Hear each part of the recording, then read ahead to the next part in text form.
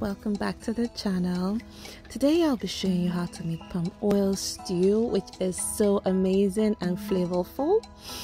So kindly like my channel, give this video a thumbs up, share with your friends, and let's get down to this easy gorgeous dish.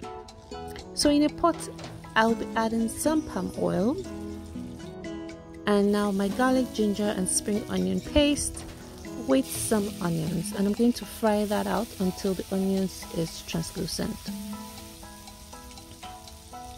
Now I'm going to add my classic blended onions, pepper and tomato mix. I have a video on how I make this mix to store my food prep video, so check that out. And I'm adding some onion powder and a bit of chicken seasoning, and I'm going to stir that and allow it to fry. And I went ahead and added my boiled chicken, stir that up just like that.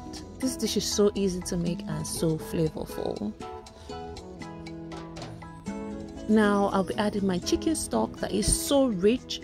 Remember fam, I keep telling you, once you season your protein that you're using, your dish is bound to come out really nice.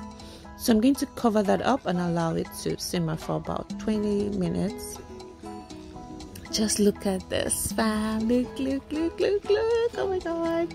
I'm going to give that a good stir because it's probably getting very thick at the bottom and you really don't want it to get burnt. So you cover it up again for another 5 minutes, low heat, turn off the heat because I'm using a cast iron Dutch oven. And you know cast iron tend to retain a lot of heat. So look at that fam, it's ready. I had mine with rice. Yes.